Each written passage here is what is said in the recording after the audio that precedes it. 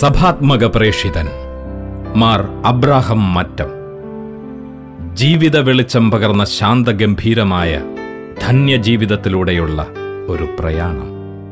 ദൈവവിളികളുടെ സമ്പന്നതയിലും ആത്മീയോന്നതിയുടെ ഉത്കൃഷ്ടമായ മാതൃകയിലും ദൈവത്തിന്റെ കയ്യൊപ്പു പതിഞ്ഞ പാലാരൂപത.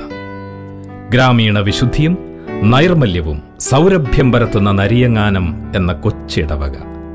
ഈ ഇടവകയിലെ മറ്റത്തിൽ ഭവനത്തിൽ ദൈവഭക്തരും സാത്വികരുമായ ദേവസ്യ അന്നമ്മ ദമ്പതിമാരുടെ 8 മക്കളിൽ 5-ാമനായി 1922 നവംബർ 21 കുഞ്ഞവിര ജനിച്ചു. ശൈശവം മുതലേ ദൈവഭക്തിയിലും വിനയത്തിലും തിരുസഭയോടുള്ള അഗാധ സ്നേഹത്തിലും മക്കളെ വളർത്താൻ ദൈവഭയമുള്ളവരായ മാതാപിതാക്കൾ ശ്രദ്ധാലുക്കളായിരുന്നു. ചിട്ടയോടുകൂടിയ കുടുംബ പ്രാർത്ഥനയും മുടങ്ങാതെയുള്ള വിശുദ്ധ കുർബാനയും മക്കളിൽ ശീലമാക്കാൻ അവർ ബദ്ധശ്രദ്ധരായിരുന്നു. ഇത് കുഞ്ഞവിരായുടെ ഇളം മനസ്സിനെ ഏറെ സ്വാധീനിച്ചു. പരിശുദ്ധ കുർബാനയോടും പരിശുദ്ധ അമ്മയോടുമുള്ള ഹൃദയംഗമമായ ഭക്തിയും സ്നേഹവും ആ കുഞ്ഞു മനസ്സിൽ ആഴത്തിൽ വേരോടി. നാട്ടുനടപ്പനുസരിച്ച് 5-ാമത്തെ വയസ്സിൽ കുഞ്ഞവിരായെ നരിയങ്ങാനം LP സ്കൂളിൽ ചേർത്തു. പഠനത്തിൽ മിടുക്കനായിരുന്ന ബാലൻ മേലമ്പാറ സ്കൂളിലും വിളക്കുമാടം UP സ്കൂളിലും തന്റെ പ്രാഥമിക വിദ്യാഭ്യാസം പൂർത്തിയാക്കി. അതിനുശേഷം ഭരണങ്ങാനം ഹൈസ്കൂളിൽ നിന്നും SSLC ഉയർന്ന മാർക്കോടെ പാസ്സായി. തന്റെ ഹൈസ്കൂൾ വിദ്യാഭ്യാസത്തിനു ശേഷം സെമിനാരിയിൽ ചേർന്ന് വൈദികനാകാൻ ആഗ്രഹിച്ചു. ചെറുപ്പത്തിലെ പിതാവിന് ദൈവത്തിന്റെ ആഗ്രഹം ഉണ്ടായിരുന്നു. ഒരു വൈദികനാകാനുള്ള ആഗ്രഹം എന്നാണ് ഉണ്ടായതെന്ന് പറയാമോ? ദൈവത്തിന്റെ ഇഷ്ടം എന്തോ അതനുസരിച്ച് ചെയ്യണമെന്നുണ്ടായിരുന്നു. വൈദികനാകാൻ അല്ലെങ്കിൽ അതൊക്കെ ചിന്തിക്കാൻ ഉണ്ടായിരുന്നു. എൻ്റെ ഏറ്റവും മൂത്ത ജ്യേഷ്ഠന് എക്സ്മാരി കോഴ്സ് കഴിഞ്ഞപ്പോൾ അത്യാവശ്യമായിട്ട് ഓൾഡ് ഏജ് നമുക്ക് മരിച്ചു. ഒരാഴ്ചയോടെ അസുഖമായിട്ട്. അപ്പോൾ പിന്നെ ഫാമിലിക്ക് ഇങ്ങനെയൊരു ചിന്തയൊക്കെ ഉണ്ടായിരുന്നു. ദൈവം ചിന്തിക്കുകയും അതെന്താണ് ചെയ്യാമെന്നുള്ള ആശയമുണ്ടായിരുന്നു. എന്നാൽ ഒട്ടും നിരാശനാകാതെ ഈ അഭിലാഷം ദൈവസമക്ഷം സമർപ്പിച്ചുകൊണ്ട് വീട്ടുകാര്യങ്ങളിലും ബിസിനസ്സിലും തന്റെ പിതാവിനെ സഹായിക്കുന്നതിൽ അവൻ അതീവ തൽപരനായിരുന്നു. അപ്പന്റെ കൂടെ തേങ്ങ വെട്ടാനും റബ്ബർ ടാപ്പിങ്ങിനും കൃഷിപ്പണിയിലും മടി കൂടാതെ സന്തോഷത്തോടെ അവൻ പങ്കെടുത്തു. ദൈവഹിതം തിരിച്ചറിയാൻ ഏറെ ദിവസങ്ങൾ ചെലവഴിച്ച പ്രാർത്ഥനകളുടെയും ചിന്താവിചിന്തനങ്ങളുടെയും അവസാനം മാതാപിതാക്കളുടെ ആഗ്രഹത്തോടെ വിൻസെൻഷ്യൻ സഭയുടെ മാതൃഭവനമായ തോട്ടകം വിൻസെൻഷ്യൻ ആശ്രമത്തിൽ വൈദികാർത്ഥിയായി ജീവിതം ആരംഭിച്ചു. എറണാകുളം രൂപതാ സെമിനാരിയിലും മംഗലപ്പുഴ സെമിനാരിയിലുമായി വൈദിക പഠനം പൂർത്തിയാക്കിയ ശമ്മാശന്റെ ജീവിതത്തെ ഏറെ സ്വാധീനിച്ച 2 വിശുദ്ധ വൈദികരാണ് ബഹുമാനപ്പെട്ട ഔറേലിയൻ അച്ഛനും സക്രിയാസ് അച്ഛനും. ആദരണീയരായ ഇവരുടെ മാതൃക അദ്ദേഹത്തിന്റെ മനോമുകുരത്തിൽ ഇന്നും തെളിഞ്ഞു നിൽക്കുന്നു. സെമിനാരിയിലെ ഏറ്റവും മികച്ച വിദ്യാർത്ഥികളിൽ ഒരാളായിരുന്നു അദ്ദേഹം. അദ്ദേഹത്തിന്റെ പക്വത നിറഞ്ഞ പെരുമാറ്റവും ഉത്തരവാദിത്വ ബോധവും ആത്മീയ ജീവിതത്തിനുള്ള താൽപര്യവും മനസ്സിലാക്കിയ അധികാരികൾ സെമിനാരി വിദ്യാർത്ഥികളുടെ പ്രീഫെക്റ്റായി അദ്ദേഹത്തെ നിയോഗിച്ചു. 1950 മാർച്ച് 15 അന്നാണ് പൗരോഹിത്യം എന്ന മഹാദാനത്താൽ മറ്റത്തിൽ ദേവസ്യ അന്നമ്മ ദമ്പതികളുടെ പൊന്നോമന പുത്രനെ ദൈവം അനുഗ്രഹിച്ചത്. ഫാദർ എബ്രാഹം ഡി മറ്റം എന്ന നാമധേയത്താൽ വൈദിക പട്ടം സ്വീകരിച്ച് ദൈവകരങ്ങളിലെ ഉപകരണമായി മാറി അദ്ദേഹം. പ്രഥമ ബലിയർപ്പണത്തിനു ശേഷം ഫാദർ എബ്രാഹം തോട്ടകമാശ്രമത്തിലും വൈക്കം നടയൽപ്പള്ളിയിലും തന്റെ വൈദിക ശുശ്രൂഷ ആരംഭിച്ചു. അധികാരികളുടെ നിർദ്ദേശത്തെ ദൈവാജ്ഞയായി ശിരസാവഹിച്ച ഫാദർ അബ്രാഹം സന്തോഷപൂർവ്വം റോമിലേക്ക് യാത്രയായി. റോമിലെ ഗ്രിഗോറിയൻ യൂണിവേഴ്സിറ്റിയിലെ പഠനത്തിനു ശേഷം ഫിലോസഫിയിൽ ഡോക്ടറേറ്റ് എടുക്കുന്നതിന് അധികാരികൾ വീണ്ടും അദ്ദേഹത്തെ നിർദ്ദേശിച്ചു. റോമിലെ താമസം വലിയൊരു അനുഭവമായിരുന്നു. യുക്രൈൻ സെമിനാരിലാണ് ഞങ്ങൾ കുറച്ചുപേര് താമസിച്ചിരുന്നത്. യൂറോ മലബാർ റീത്തിൽപ്പെട്ട ചിലരെ. അപ്പം ഞങ്ങളുടെ കൂടെ പല രീതിയിലുള്ളവരുണ്ടായിരുന്നു. മെൽക്കൈറ്റ്സ്, ഗാൽഡിയൻസ്, മാർണൈറ്റ്സ്, ഇങ്ങനെ പല സഭക്കാരുണ്ടായിരുന്നു. അപ്പോൾ ഈ പല സഭക്കാരുമായിട്ടുള്ള പെരുമാറ്റം അവരുടെ അനുഭവമുണ്ടായ സഭയുടെ എത്ര വിശാലമാണെന്നുള്ള സഭയെപ്പറ്റി ഒരു ആശയം കിട്ടാനിടയായി. എത്ര പിന്നെ ലത്തീൻ സുറിയാനി മാത്രമല്ല, കാത്തോലിക്ക സഭയെന്ന് പറയുന്നത് പല ഈസ്റ്റേൺ സഭകൾ സജീവമായിട്ട് പ്രവർത്തിക്കുന്നുണ്ടെന്നല്ല. സീറോ മലബാർ സഭയുടെ പിതൃസ്വത്തിന്റെ അവിഭാജ്യ ഘടകമാണ് ആദരണീയവും പുരാതനവുമായ വിശുദ്ധ പാരമ്പര്യം. ഈ പാരമ്പര്യത്തിന് ഊന്നൽ നൽകുന്ന പ്രബോധനങ്ങളും ലേഖനങ്ങളും വഴി സഭയെ കൂടുതൽ തിളക്കമുള്ളതാക്കി തീർക്കുവാൻ പണ്ഡിതനായ അദ്ദേഹത്തിന് സാധിച്ചിരുന്നു. 1957 റോമിൽ വച്ച് ഇറ്റാലിയൻ ഭാഷയിൽ ഒസർവാത്തോറെ റൊമാനോ എന്ന വത്തിക്കാൻ പത്രത്തിൽ പ്രസിദ്ധീകരിച്ച ലേഖനം ഏറെ പ്രശംസ പിടിച്ചുപറ്റുകയുണ്ടായി. എളിയൊരു വൈദികനായി തന്റെ ഇടയ ദൗത്യം ആരംഭിച്ച് സത്തനാരൂപതയുടെ പ്രഥമ മെത്രാനായി ഉയർത്തപ്പെട്ട പിതാവിന്റെ വ്യക്തിജീവിതവും അനുകരണീയമാണ്. 31 വർഷത്തോളം അദ്ദേഹം സത്തനാരൂപതയുടെ സാരഥിയായിരുന്നു. ഒരു യഥാർത്ഥ സഭാസ്നേഹിയായി വിവിധ തലങ്ങളിൽ പ്രവർത്തിക്കുവാനും ജനങ്ങളുടെ നന്മയെ ഉന്നമിച്ചുകൊണ്ട് വിവിധ സ്ഥാപനങ്ങൾ സ്ഥാപിക്കുവാനും അദ്ദേഹത്തിന് സാധിച്ചു. നിരന്തരമായ പഠനത്തിലൂടെ ആഴമേറിയ അറിവ് സമ്പാദിക്കുന്നതിനും അത് തൻ്റെ ജനങ്ങൾക്ക് പകർന്നു കൊടുക്കുന്നതിനും അദ്ദേഹം സദാ ഉത്സുകനായിരുന്നു.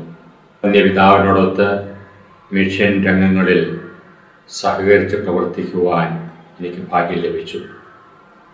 അദ്ദേഹം എന്നും എനിക്കൊരു പ്രചോദനമായിരുന്നു. അദ്ദേഹത്തിൻ്റെ എളിയ ജീവിതം, ആഴമേറിയ പ്രാർത്ഥനാ ചൈതന്യം, ആരാധനക്രമാധിഷ്ഠിതമായ ആധ്യാത്മികത, കഠിനാധ്വാനം മുതലായവ എന്നെ ആകർഷിച്ചിട്ടുണ്ട്. അദ്ദേഹത്തെ ദൈവം ധാരാളമായി അനുഗ്രഹിക്കട്ടെ. ശൈശവം മുതലേ ജീവിതത്തിൽ ശീലമാക്കിയ കൃത്യനിഷ്ഠ തന്റെ വാർദ്ധക്യത്തിലും അദ്ദേഹം തുടരുന്നു. ഫാദർ അബ്രാഹം മറ്റം തന്റെ ആശയങ്ങളും ബോധ്യങ്ങളും ചിന്താധാരകളും മറ്റുള്ളവർക്ക് പകർന്നു നൽകുന്നതിൽ വഹിച്ച പങ്ക് ശ്ലാഘനീയമാണ്. പണ്ഡിതൻ, വാഗ്മി, എഡിറ്റർ, ഗവേഷകൻ, സഭാസ്നേഹി, ഡിസൈനർ, ഫോട്ടോഗ്രാഫർ എന്നീ നിലകളിൽ വിജയഗാഥ രചിച്ച ഭാവനാസമ്പന്നനായ അഭിവന്ദ്യ പിതാവിന്റെ ജീവിതം എന്നും നന്മകളാൽ സമൃദ്ധമാണ്. സത്യദീപം, ദീപിക, ദീപികയുടെ വാരാന്ത്യ പതിപ്പ് എന്നിവയിലൂടെ ഈടുറ്റ ലേഖനങ്ങൾ കാഴ്ചവെച്ച ഫാദർ അബ്രാഹം ഡി മറ്റം ജനമനസ്സുകളിൽ മായാത്ത മുദ്ര പതിപ്പിച്ചു. എഴുതുമായിരുന്നു. ചിലപ്പോഴൊക്കെ ദീപികയുടെ റിപ്പോർട്ടറായിട്ട് നിയമിച്ചായിരുന്നവരെ ഒഫീഷ്യലായിട്ട്. അപ്പം അതിനിടയ്ക്കൊക്കെ ലേഖനങ്ങളും ഫോട്ടോസും ഒക്കെ അയച്ചു കൊടുക്കുന്നതായിരുന്നു. പിന്നെ വേറെ പിന്നെ ഈ ആർട്ടിക്കിൾസൊക്കെ അത് ഒരെണ്ണം പ്രത്യേക ഇതുള്ളൂ. നമ്മളുടെ ഈ ക്ലാസ്സിലേജനം പലപ്പോഴും പറയുന്ന വിഷയമാണ്, ഇന്ത്യയിൽ നമ്മൾക്ക് പോകാൻ അവസരം കിട്ടിയിട്ടുണ്ട്, നമുക്ക് മിഷൻ പ്രവർത്തനത്തിനൊരു അവസരം തരാതെ കേരളത്തിൽ ഇട്ടിരിക്കാമെന്നൊക്കെ. അപ്പോൾ അതിനെപ്പറ്റി പ്രത്യേകം എനിക്ക് സ്ട്രൈക്ക് ചെയ്തു. അപ്പം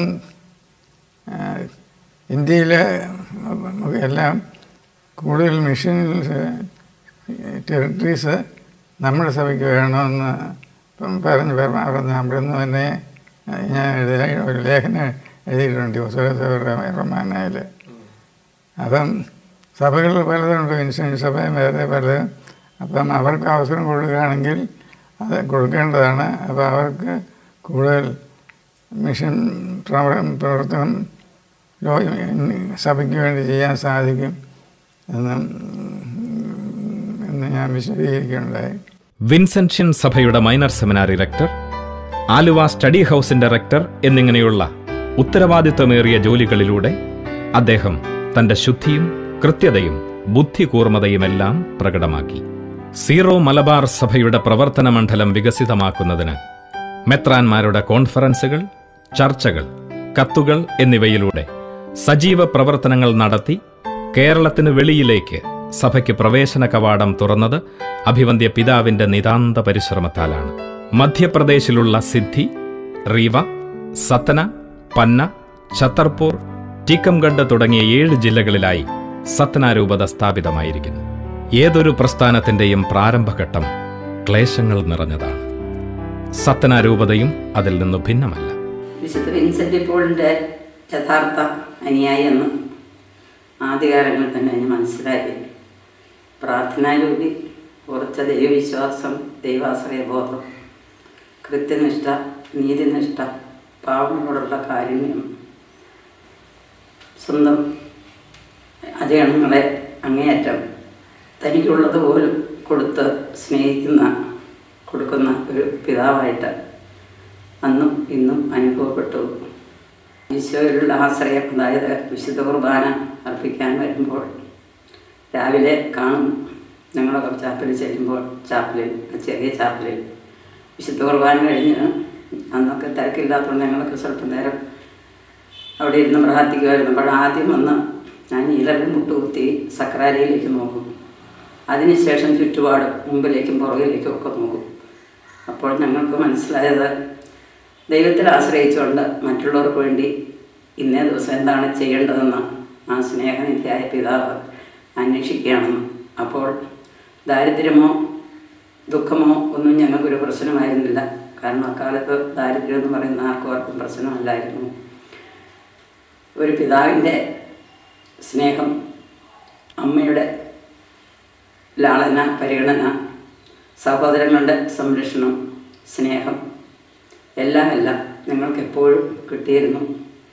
അതുപോലെ തന്നെ രൂപതയിലെ ജനങ്ങളെ, അച്ഛന്മാരുടെ അഭാവം ആദ്യകാലങ്ങളിലുണ്ടായിരുന്നു. അപ്പോൾ ഏത് കൂദാശ പരികർമ്മം ചെയ്യുന്നതിനും പിതാവ് തന്നെ പോയിരുന്നു. രോഗീലേപനമോ കുമ്പസാരമോ എന്ത് വേണമെങ്കിലും. അതുപോലെ പാർലർ ആരെങ്കിലും മണിയടിച്ചാൽ, ആരുമില്ലെങ്കിൽ പ്രത്യേകിച്ച് സഹായത്തിന് വരുന്നവരാണെങ്കിൽ പിതാവ് തന്നെ ചെന്ന് വാതിൽ തുറന്ന് അവർക്ക് സഹായം ചെയ്യുന്നതെല്ലാം കാണുവാനും അനുഭവിക്കുവാനുള്ള അവസരം ധാരാളം ഉണ്ടായിട്ടുണ്ട്. അപ്പോഴൊക്കെ ഞങ്ങൾ പരസ്പരം പറയുമായിരുന്നു, യഥാർത്ഥ വിൻസെൻ്റ് ജോസഫ് പുണ്യവാൻ്റെ അനുയായിയാണെന്ന്. രൂപതയുടെ ആരംഭകാലത്ത് പിതാവിൻ്റെ അടുത്ത് തന്നെ, അതായത് തൊട്ടടുത്ത പ്രദേശത്തായിരുന്നുകൊണ്ട് സഹകരിച്ച് വർക്ക് ചെയ്യുവാൻ സാധിച്ചതിൽ വളരെയധികം സന്തോഷവും ചാരിതാർത്ഥ്യവും ദൈവത്തിൽ നിന്നും നന്ദിയും പറയുന്നു. ആ പിതാവിനെ എന്നും ജീവിതത്തിൽ ഓർക്കുകയും 1-2 ഉപദേശങ്ങളെ തന്നിട്ടുള്ളൂ. അത് ഇന്നും പാലിക്കാനായിട്ട് ഇന്നും പരിശ്രമിച്ചുകൊണ്ടിരിക്കുകയും ചെയ്യുന്നു. നിസ്സഹായതയുടെ മുൻപിൽ വിൻസെൻഷ്യൻ കോൺഗ്രിഗേഷൻ എല്ലാം ദൈവഹിതത്തിന് അടിയറവ് വെച്ചു. ദൈവത്തിന്റെ ശക്തമായ കരത്തിൻ കീഴ് താഴ്മയോടെ നിലകൊണ്ട പ്രഥമ മിഷണറിമാരിൽ ദൈവം സംപ്രീതനായി. ജനസമ്പർക്കത്തിനുള്ള കർമ്മപരിപാടികളിലേക്ക് അവർ ശ്രദ്ധ തിരിച്ചു. ആദ്യം തന്നെ വിദ്യാഭ്യാസം, ആതുര ശുശ്രൂഷ എന്നിങ്ങനെയുള്ള മാനുഷിക മൂല്യങ്ങൾ വളർത്തിയെടുക്കുന്നതിനാണ് അവർ ശ്രമിച്ചത്. കാലത്തിന്റെ ഗതിവേഗമനുസരിച്ച് ബോധ്യങ്ങളുടെ നേർരേഖയും മനുഷ്യത്വത്തിന്റെ നനവും നഷ്ടപ്പെടുത്താത്ത കർമ്മയോഗികളുടെ നിരയിലേക്ക് അവർ വളർന്നു. നമ്മുടെ ശ്രദ്ധാകേന്ദ്രമായ മാർ അബ്രാഹാം ഡി മറ്റം പിതാവ് ഒരു നല്ല കർമ്മയോഗിയായിരുന്നു. അദ്ദേഹത്തെ ഞാൻ പ്രധാനമായും മനസ്സിലാക്കുന്നത് ഒരു വളരെ ആത്മാർത്ഥതയുള്ള ഒരു വ്യക്തി എന്നുള്ള നിലയിലാണ്. അദ്ദേഹത്തിൻ്റെ വാക്കുകളും പ്രവൃത്തികളും തമ്മിൽ ഒരിക്കലും പൊരുത്തക്കേടില്ല. അദ്ദേഹത്തിൻ്റെ അഭിപ്രായങ്ങളിൽ വ്യക്തമായിട്ടുള്ള അഭിപ്രായങ്ങളുണ്ട്. ആ അഭിപ്രായങ്ങൾ ഉറച്ചു നിൽക്കുകയും ചെയ്യും. രംഗത്ത് നമ്മുടെ ആധ്യാത്മികതയും നമ്മുടെ ദൈവശാസ്ത്രമെല്ലാം എന്നുള്ള കാഴ്ചപ്പാട് അദ്ദേഹത്തിന് വളരെ പ്രബലമായിട്ടുണ്ടായിരുന്നു. അദ്ദേഹം പഠിച്ച വിഷയങ്ങളും നമ്മുടെ ഈ അരഹംഗത്തിൻ്റെ ചരിത്രവും നമുക്ക് അദ്ദേഹത്തിന് നല്ല നിശ്ചയമുണ്ടായിരുന്നതുകൊണ്ട്, അതുപോലെ തന്നെ ഭാഷയിൽ ജ്ഞാനമുണ്ടായിരുന്നതുകൊണ്ട് അങ്ങനെയുള്ള കാര്യങ്ങൾ വളരെ വ്യക്തമായിട്ട് മനസ്സിലാക്കാനും അത് ജനങ്ങളെ പഠിപ്പിക്കാനും അദ്ദേഹത്തിന് കഴിഞ്ഞു. അദ്ദേഹത്തിൻ്റെ ഗ്രന്ഥങ്ങൾ മറ്റേ പലർക്കും സംശോധക ഗ്രന്ഥങ്ങളാണ്. കാരണം അവയെല്ലാം റിസോഴ്സുകളെല്ലാം കണ്ടുപിടിച്ച് കൃത്യമായിട്ട് അദ്ദേഹത്തിൻ്റെ അഭിപ്രായങ്ങളെ സാധൂകരിക്കുന്ന ന്യായങ്ങളെല്ലാം ഉൾക്കൊള്ളുന്ന ഗ്രന്ഥങ്ങളാണ്. ജനനന്മയ്ക്കും നാടിന്റെ അഭിവൃദ്ധിക്കും വേണ്ടിയുള്ള പ്രയാണത്തിൽ അതിനു തക്ക പരിശീലന പരിപാടികൾ ആസൂത്രണം ചെയ്ത അഭിവന്ദ്യ പിതാവ് കേരളത്തിലെ വിവിധ കോൺഗ്രിഗേഷനുമായി ബന്ധപ്പെട്ട് മിഷണറി പ്രവർത്തനങ്ങൾക്കായി സിസ്റ്റേഴ്സിനെ തന്റെ രൂപതയിലേക്ക് കൊണ്ടുവന്നു. സഭാസ്നേഹവും മിഷണറി ദർശനവുമുള്ള പിതാവ് മിഷൻ സ്റ്റേഷനുകൾ സ്ഥാപിക്കുന്നതിന് സന്നദ്ധനായി. അഭിവന്ദ്യ പിതാവിന്റെ സ്വപ്ന സാക്ഷാത്കാരമാണ് സെന്റ് എഫ്രേം തിയോളജിക്കൽ കോളേജ്. ഇന്ന് ഈ മഹത് സ്ഥാപനം സീറോ മലബാർ സഭയുടെ മിഷണറിമാർക്കുള്ള മേജർ സെമിനാരി എന്ന പദവിയിലേക്ക് എത്തിയിരിക്കുകയാണ്. സഭാത്മകമായ ചിന്തകളും ഉൾക്കാഴ്ചകളുമുള്ള അഭിവന്ദ്യ പിതാവ് ഉത്തരേന്ത്യൻ സംസ്കാരവുമായുള്ള അനുരൂപണം ലക്ഷ്യമാക്കി യാമപ്രാർത്ഥനകളും വിശുദ്ധ കുർബാനയും ഹിന്ദി ഭാഷയിലേക്ക് പരിഭാഷപ്പെടുത്തി. പൗരസ്ത്യസഭയുടെ തനിമയും ആധ്യാത്മികതയും നിലനിർത്തുന്നതിന് ഉപയുക്തമായ കർമ്മപരിപാടികൾ അദ്ദേഹം നടപ്പിലാക്കി. കാലഘട്ടത്തിന്റെ ചുവരെഴുത്തുകൾ വായിച്ചറിഞ്ഞ് ജാഗ്രതയോടെ കർമ്മനിരതനാകുവാൻ റേഡിയോ, ടെലിവിഷൻ വാർത്തകൾ ശ്രവിക്കുന്ന ശീലവും അദ്ദേഹത്തിന്റെ സ്വഭാവ സവിശേഷതയായിരുന്നു. ശില്പചാതുരിയോടെ ഒരു കലാകാരന്റെ മനസ്സുമായി കെട്ടിട നിർമ്മാണ രംഗത്തും അദ്ദേഹത്തിന്റെ വ്യക്തിമുദ്ര പതിപ്പിച്ചു. തനിച്ചോരോ പ്ലാനൊക്കെ പല ചില പുസ്തകങ്ങളൊക്കെ മേടിച്ചു അതിനെപ്പറ്റി, ആർക്കിടെക്ചറിനെ പറ്റി, നോർത്ത് ഇന്ത്യ ആർക്കിടെക്ചറൊക്കെ. അപ്പോൾ അതെല്ലാം നോക്കി നമ്മൾക്ക് ചിലത് പറ്റിയതൊക്കെ ഇങ്ങനെ എടുത്തു. അപ്പം അതിൻ്റെ പുറകെ ഔട്ട് സൈഡ് ഉണ്ടോ വ്യക്തി അല്ല അതിലുള്ള പടം, അതിപ്പോൾ അത് തന്നെ ഡോമൊക്കെ അതുപോലെ അവിടെ പല ബുദ്ധമതത്തിൻ്റെയും ഹിന്ദു മതത്തിൻ്റെയും അല്ലെങ്കിൽ ചില കൊട്ടാരങ്ങളുടെയൊക്കെ അങ്ങനെ നമ്മുടെ ഈ സ്ട്രക്ചറൊക്കെ അതിപ്പോൾ ഇതേ നോക്കിയാൽ പിന്നെ അവരുടെ ഈ ബുദ്ധമതക്കാരുടെ ഉണ്ടായിരുന്നു, അവരുടെ പ്രത്യേക ഒരു ആർക്കിടെക്ചറുണ്ട്. മുകളിൽ ഈ ദളമായിട്ടൊക്കെയുള്ള തിരിച്ചായി. അപ്പം അങ്ങനെ കുറേ ഇതേലും കൊടുത്തിട്ടുണ്ട്. എ ദേശായി എന്ന തൂലികാനാമത്തിലാണ് അദ്ദേഹം ദൈവശാസ്ത്ര സാഹിത്യ മേഖലകളിൽ അറിയപ്പെട്ടിരുന്നത്. വിശുദ്ധ അൽഫോൻസാമയുമായി നേരിട്ട് സംസാരിക്കുവാൻ ഭാഗ്യം സിദ്ധിച്ച അഭിവന്ദ്യ പിതാവ് സത്തനാരൂപതയുടെ എല്ലാ പ്രവർത്തനങ്ങളും പ്രസ്ഥാനങ്ങളും അൽഫോൻസാമയുടെ മധ്യസ്ഥത്തിന് സമർപ്പിച്ചിരുന്നു. ഈ അൽഫോൻസാമയെ പറ്റി നേരത്തെ മരിക്കുന്ന മുതൽ കേട്ടിട്ടുണ്ട്, ഒരിക്കലും കണ്ടിട്ടുണ്ട്. അപ്പം പിന്നെ അത് കഴിഞ്ഞ് പഠിച്ചുകൊണ്ടിരുന്നപ്പോൾ എൻ്റെ യങ്ങ സിസ്റ്ററൊക്കെ അവിടെ പഠിക്കുന്നുണ്ടായിരുന്നു, ഈ ശവടക്കിനുണ്ടായിരുന്നു. സ്ഥാനമോ സ്ഥലമോ സാഹചര്യമോ പരിഗണിക്കാതെ ദൈവത്തിൽ ആശ്രയിക്കുക എന്നതായിരുന്നു അദ്ദേഹത്തിൻ്റെ ആപ്തവാക്യം. തിങ്ക് വിത്ത് ദി ചേർച്ച്, സഭയോട് കൂടി ചിന്തിക്കുക. ഇതെന്നാ കൊനാകൃതിയാണോ എന്നൊക്കെ ചോദിച്ചാൽ അതിന് ചർച്ച മാർഗരേഖകളൊക്കെ നോക്കിയാൽ പലതുമുണ്ട് അതിലൊക്കെ. ഏത് അനാരോഗ്യാവസ്ഥയിലും ദിവ്യകാരുണ്യ ബലിയർപ്പണത്തിലും യാമപ്രാർത്ഥനകളിലും കൊന്ത നമസ്കാരത്തിലും വീഴ്ച വരുത്താത്ത അദ്ദേഹം സഭയുടെ കാർത്തിക നാളമാണ്. വിൻസെൻഷ്യൻ കോൺഗ്രിഗേഷന്റെ അഭിമാനഭാജനവും സത്തനാരൂപതയുടെ പ്രഥമ മെത്രാനുമായ മാർ അബ്രാഹം മറ്റം പിതാവ് സീറോ മലബാർ സഭയുടെ ചരിത്രത്തിൽ എന്നും ഒളിമങ്ങാതെ നിൽക്കുന്ന ഉജ്ജ്വല തേജസ്സാണ്. സത്തന മിഷനെ കുറിച്ച് വളരെ സന്തോഷത്തോടും അഭിമാനത്തോടും കൂടിയാണ് വിൻസെൻഷൻ സഭ എപ്പോഴും ചിന്തിക്കുന്നത്.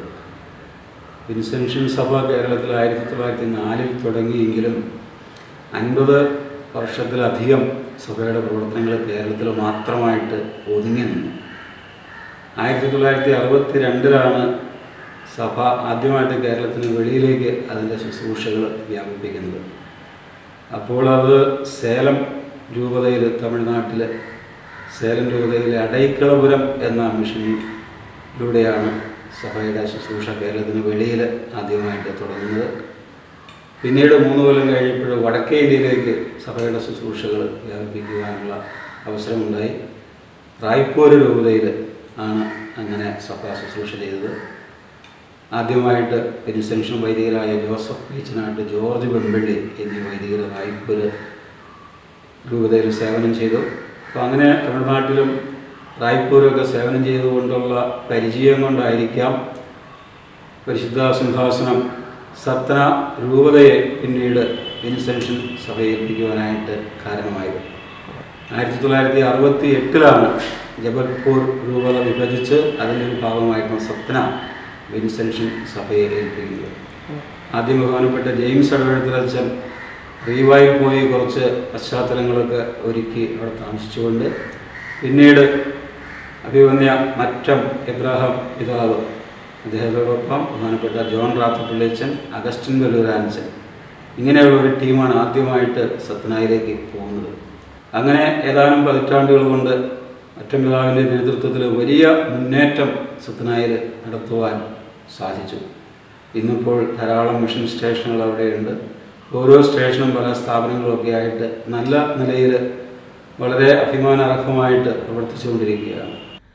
അദ്ദേഹത്തിന്റെ വ്യക്തിത്വത്തിന്റെ സവിശേഷതയായ പ്രാർത്ഥനാ ജീവിതത്തിലുള്ള നിഷ്ഠയും ജീവിതചര്യയുടെ പാലനവും ആത്മസംയമനവും ആ ജീവിതത്തെ കൂടുതൽ ആദരണീയമാക്കുന്നു. പൗരസ്ത്യ സഭയുടെ തനിമയും അന്തസ്സത്തെയും സഭയ്ക്ക് പകർന്നു കൊടുക്കുന്നത് തന്റെ ദൗത്യമായി കണ്ട് അതിനായി അദ്ദേഹം അക്ഷീണം യത്നിച്ചു. ബോധ്യങ്ങളിൽ നിന്ന് പിന്മാറാൻ പിതാവിന് സാധ്യമായിരുന്നില്ല. എബ്രഹാം മറ്റത്തിൽ പിതാവ് നമ്മുടെ സഭയിലെ വളരെയേറെ ചൈതന്യം നിറഞ്ഞ പ്രേക്ഷിത പ്രവർത്തനം നടത്തിയ ഒരു പിതാവാണ്. അദ്ദേഹം കർത്താവിൻ്റെ സന്ദേശവും സഭയുടെ സ്വഭാവവും നന്നായി ഗ്രഹിച്ച് തൻ്റെ വാക്കുകൾ കൊണ്ടും പ്രവർത്തികൾ കൊണ്ടും സത്ന രൂപതയിലെ മിശിഹായുടെ സഭ പടുത്തുയർത്തുന്നതിൽ അതീവ ജാഗ്രതയോടുകൂടി പ്രവർത്തിച്ചു. ഞാൻ തക്കല രൂപതയിലെ ഒരു മിഷണറി ബിഷപ്പായിട്ട് പോയ സന്ദർഭത്തിൽ ഞാൻ മോട്ടോ എടുത്തത് കർത്താവായ ഈശോ നന്മ ചെയ്തുകൊണ്ട് കടന്നുപോയി എന്നുള്ള തിരുവചന ഭാഗമാണ്. പിന്നീട് ഞാൻ മനസ്സിലാക്കി മറ്റം പിതാവും എടുത്തിരുന്ന ആപ്തവാക്യം അതുതന്നെയാണ് എന്ന്. അപ്പോൾ ഞങ്ങൾ രണ്ടുപേരുടെയും ചിന്ത ഒരേ രീതിയിലായിരുന്നല്ലോ എന്ന് ഞാൻ ഓർത്തത് ഇപ്പോൾ അനുസ്മരിക്കുകയാണ്. നന്മ ചെയ്തുകൊണ്ട് കടന്നുപോയ കർത്താവിനെ പോലെ മിഷൻ രംഗങ്ങളിൽ നന്മ ചെയ്തുകൊണ്ട് കടന്നു പോകേണ്ടവരാണ് വൈദികരും മെത്രാന്മാരും. ഈ ബോധ്യം പിതാവിനുണ്ടായിരുന്നു. അത് പിതാവ് പ്രാവർത്തികമാക്കുകയും ചെയ്തു. പ്രേക്ഷിതരെ പരിശീലിപ്പിക്കുന്ന ഒരു സെമിനാരി അവിടെ ഉണ്ടാകണമെന്ന് പിതാവ് ആഗ്രഹിച്ചതും സഫലമായി. അദ്ദേഹത്തിൻ്റെ ഔദ്യോഗികമായ ശുശ്രൂഷകൾ അവസാനിപ്പിച്ച ശേഷം ആ സെമിനാരിയുടെ മേൽ പിതാവിന് നല്ല ശ്രദ്ധയുണ്ടായിരുന്നു. ഇപ്പോഴത് ആ സെമിനാരി സഭയുടെ സെമിനാരിയായി മാറുന്നു. ഇതെല്ലാം പിതാവിൻ്റെ ദീർഘവീക്ഷണത്തിൻ്റെ അടയാളങ്ങളായിട്ടാണ് ഞാൻ കാണുന്നത്. സഭയുടെ എല്ലാ അംശങ്ങളെക്കുറിച്ചുള്ള ഗവേഷണങ്ങൾ നടത്തുന്നതിൽ നിരന്തരം ശ്രദ്ധ ചെലുത്തിയിരുന്നു പിതാവ്. ഈ വിശ്രമ ജീവിതകാലത്തും അദ്ദേഹം ഗ്രന്ഥങ്ങൾ രചിച്ച് പുതിയ പുതിയ ചിന്തകളും മറ്റും അറിയിച്ചിരുന്നു. തോമാശ്ലീഹായുടെ പ്രേക്ഷിത പ്രവർത്തനത്തിൻ്റെ ചില പുതിയ രൂപങ്ങളും ഭാവങ്ങളുമൊക്കെ അദ്ദേഹം ഈ ഗ്രന്ഥങ്ങളിലൂടെ പുറത്തു കൊണ്ടുവന്നിട്ടുണ്ട്. നവതി കഴിഞ്ഞിരിക്കുന്ന അഭിമന്യ പിതാവിന് എല്ലാ മംഗളങ്ങളും നേരുന്നു.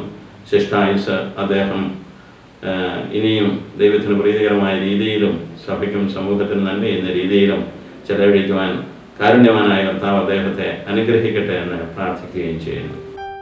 വിശുദ്ധിയും വിജ്ഞാനവും ബുദ്ധിയും ആത്മീയ നിറവുമുള്ള മാർ അബ്രാഹാം മറ്റം പിതാവ് അനേകർക്ക് ആശ്വാസദായകനാണ്, സമാധാനദാതാവാണ്. അഭിവന്ദ്യ പിതാവിന് സ്നേഹപൂർവ്വം പ്രാർത്ഥനാ മഞ്ജരികൾ.